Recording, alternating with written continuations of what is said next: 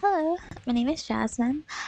In today's video, I wanted to talk about my experience with friendship so far because this is something that I've been reflecting on recently. Maybe someone can relate to this and find solace in it. So, a few things to note before I get into the video. Although I'm going to be focusing on my blackness, that's like not the only thing that comes into play when discussing my relationships with people and the way that I interact and am perceived socially. I'm also queer and I'm also neurodivergent. So, yeah, like the title says, I don't really have black friends, and it's honestly really hard for me to accept and cope with that fact because I often feel extremely isolated from people that I feel like I am supposed to find community with. It just really sucks and it hurts my feelings because my blackness has often been called into question throughout my life for various different reasons, and I struggle to understand why that is. I don't know if it's something that I'm doing, if I'm off putting, if I don't know what it is about me and other black people that just doesn't seem to click. But yeah, it really does suck. So I just wanted to talk about some of my experiences with friendship to just, I guess, like explore this further. In my early childhood, I had a lot of friendships with people who weren't black. It kind of set like this idea in people's heads that like I was different. So I ended up moving midway through elementary school. So this was like my third time moving. So that's kind of when I made friends with this other girl. She was this white girl, and she kind of like took the role of being my best friend. I like understood that there's a difference between us. Our differences never really mattered to me. So back then, I don't think that I really felt the isolation for not really having that many black friends. It was elementary school, so everyone kind of talked to everyone. I don't know. Back then, it didn't bother me. Like, she was my friend, and yes, she was white, but she was my friend. Like, that's all that it was to me. I think at this point, I ended up moving again. So I moved to stay with my aunt, and my aunt was very big on going to church. So we went to church 3 or 4 days out of the week. And this particular church was a predominantly white church. So it's just filled with white people, and then there was like a little bit of minorities sprinkled in here and there. Me and my family was often one of the only black families that attended church.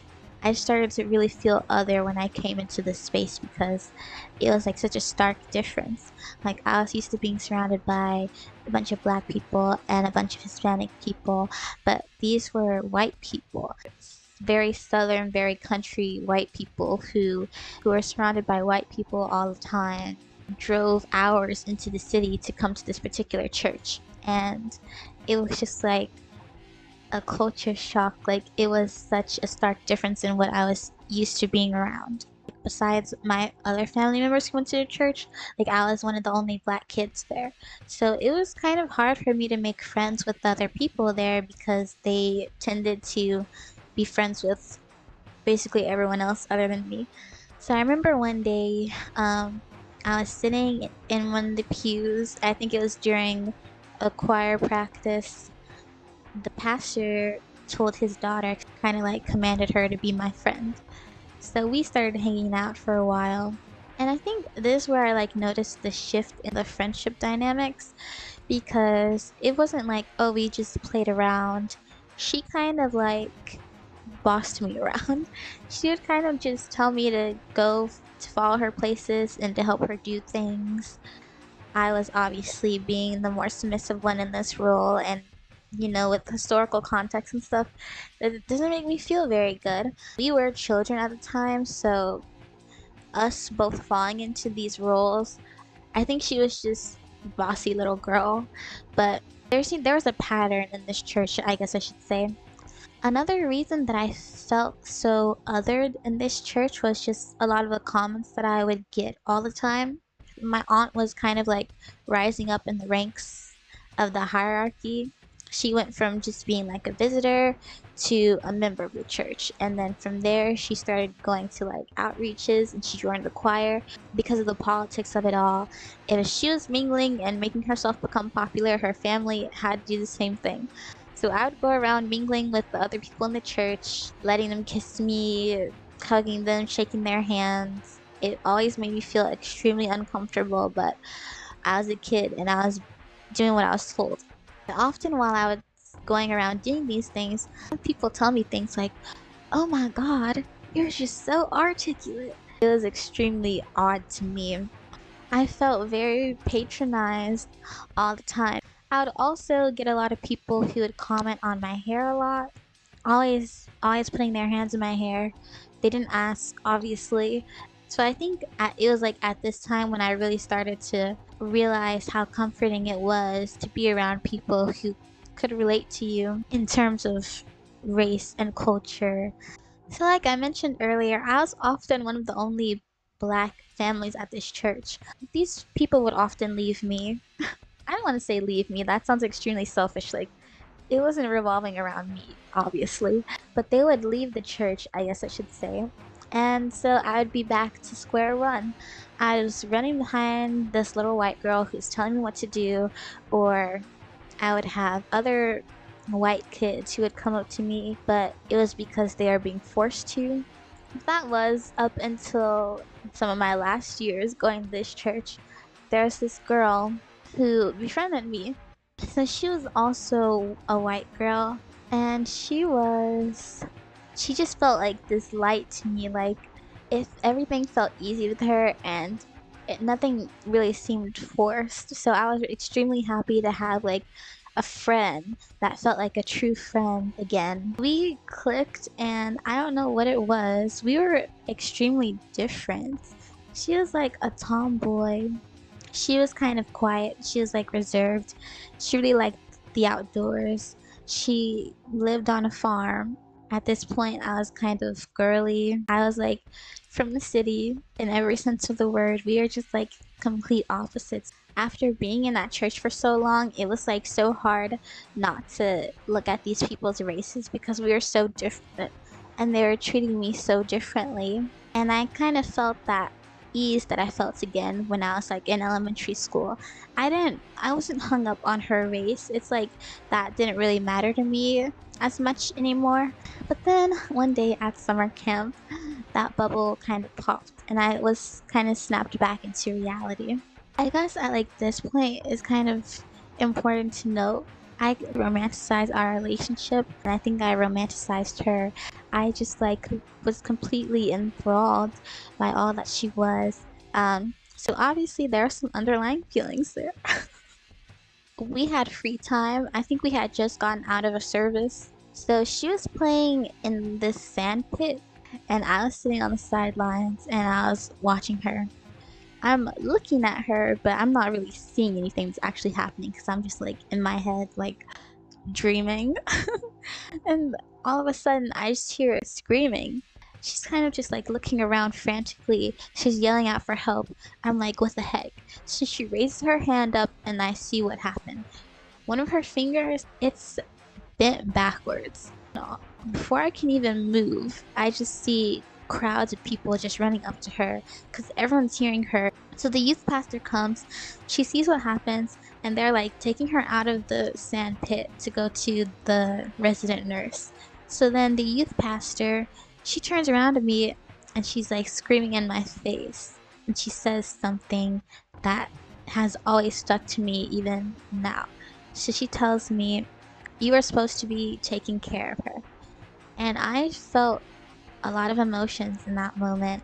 I felt confused and I felt like reality sunk in, and it was this extremely heavy feeling. What I'm trying to say is, I guess in that moment, I kind of understood that my perception of our friendship wasn't necessarily the true relationship dynamic. People, I guess, saw me as not her friend, but her lackey. And it really hurt my feelings. because it felt like it was an extremely perverted view of what I thought this relationship was. And I felt like I was at war with myself because I didn't know if I was the one who had perverted it or if it was people looking in at us.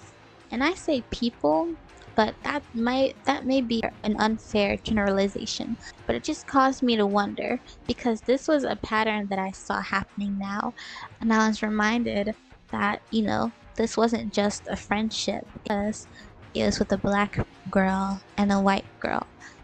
And that sucked. A few days later, the pastor ended up coming up to me and telling me, "Oh, I didn't mean that thing about, me saying you have to take care of her." It was as if she had this slip up of something that she wasn't supposed to say out loud. It was basically validated that it was as wrong as it felt for her to say that to me, and that was rooted in her racial biases. I just got reminded of the place that I was in and the people that I was surrounded by, and the fact that none of them looked like me. Hello again. So I wrote this letter because I basically just felt very, very disillusioned, and I wanted to get my thoughts out on the paper. So I'm going to read a bit of this because I feel like it is relevant to the topic so far. Though the sun shone brightly, and there were people as far as my eyes should see, I was not surrounded by warmth and friendship. I was alone, isolated, in a foreign place that was never meant for me. I was forced to step back and realize that you and I were not the same. You were beauty and I was the false. Your hair was gold and mine was coal. Your skin was silk and mine was dirt. Your eyes were crystals and mine just rock. Your voice was music and mine was noise. You were wanted and I was not. I was only alone in a foreign place that was never meant for me.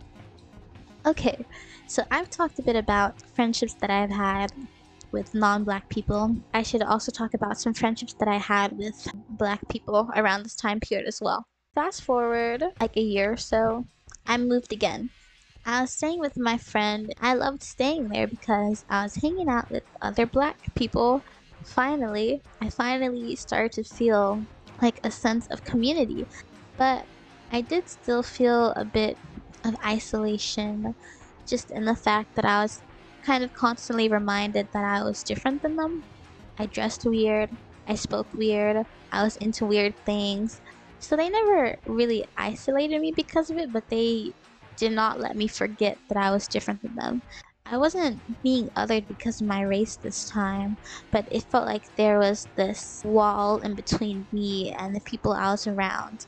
Like I felt like I was standing on the outskirts of the community instead of being like an active member. So this was something that was in the back of my mind, but it wasn't something that really bothered me too much yet.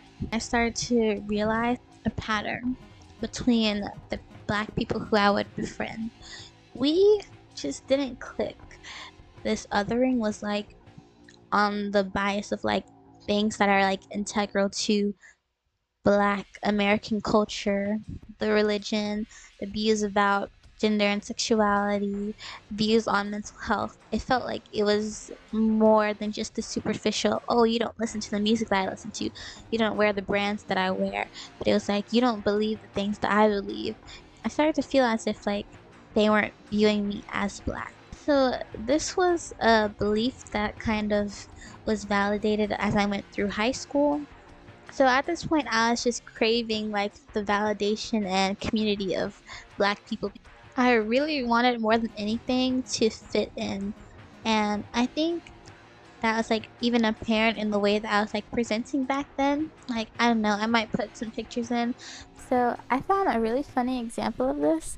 In this video, me and my friend were at the park, and then we saw these two girls who were alone, so we decided to talk to them. And while we were talking, we realized that we all were dressed extremely similarly. So we decided to make TikToks together. And I don't know, I just find this funny because it's just like hanging out with these strangers like as if I knew them. But I think it's also hilarious because like I think I was fitting in maybe too well. back then, like we look like we all are in a group together or something. So yeah, here's just an example of this. I just really wanted to be accepted, and I felt so good when I understood things like pop culture references or jokes, or when I finally picked up on the new slang that people were saying, or when I would get complimented by other black people and then eventually befriended by other black people. This one guy who was kind of like a popular kid in our school, he ended up befriending me. I was like extremely happy about it because I was like, if I'm friends with him, that means that I get to be friends with his friends, and he's friends with the black people. So this means that I finally can get black friends now. But then I kind of started to realize he would start like only talking to me when he needed something from me, gossip about other people, answers to homework. He was using me in this friendship. So that really sucked. My ticket to the black kids was gone. The dynamic in the class. So most of the Hispanic people were hanging out with each other, and then the black people were all hanging out with each other on the other side of the room. There was only ever like 2 or 3 people that weren't hanging out with everyone else. Usually it was me and the girl. So the black people were in this like extremely tight knit group. They just all seemed to love each other just on the basis of they were black. They were all very vocal about the fact that they had formed a clique. I longed to be a part of that group so much, and it just didn't happen. Like, I remember one time they had invited me to come over and sit with them, and I was like, oh my god. So I went to go sit with them, and everyone was just kind of talking around me. It just didn't work. Like, we just didn't vibe. So then I would kind of like start to hear them say things like, look, all the black people are sitting together. But I was listening to them say these things from the back of the class, sitting not with them. So it wasn't all the black people in the class, and it just made me feel extremely horrible having to listen to that, knowing that I wasn't included. That was kind of like a really long recap. So that's kind of where I'm at now. The black friends that I do have, our relationships are extremely fickle, and I don't see them lasting long. And it sucks because I don't know what to do. Like, I don't know if I'm doing something wrong, but I feel extremely isolated, and I'm honestly really tired of being put into situations where I'm constantly being reminded that I'm different, that, people don't see me as being equal to my friends, or they don't see me as like being adequate enough. Like, I don't feel adequate. I don't know. I just feel like an outsider when I'm hanging out with people who are a different race than me. But it sucks even more when I feel that way around my own people. Because I do want to have black friends because I love black people, like, but I just don't feel like I'm a part of the group, and it really hurts my feelings. I don't know why I seem to have just kind of like an unlucky streak when it comes to these things, but I just like really want to have a black friend. I just want at least one that I just can really vibe with on a personal spiritual level, that I can relate to, that I won't feel othered by, you know. So hopefully one of these days I can get that. And if you feel the same way as me, or if you've had the same experiences, I hope that you get that experience as well, because it does suck. It sucks being the only type of person in a friend group. It sucks being the only woman in a group. It sucks being the only queer person in a group. It sucks being the only black person in a group. I mean, it fucking sucks being the only short person in a group. And I feel like I make kind of like a lot of content on this channel about like representation and just how important I think it is to relate to people. Like, I make these videos because I want to find someone out there who relates to me, and I want to maybe comfort someone who feels unrelatable, you know? Like, I just think that's extremely important. And yeah, there really is no definitive conclusion to this video. I don't have a solution. I just wanted to talk about this, I guess. So yeah, if you watched this, thanks for listening to me rant. Uh, Hopefully you found this fascinating or cathartic, um, or something. I don't know. But anyways, thank you for watching this video. And yeah, uh, I'll see you next time.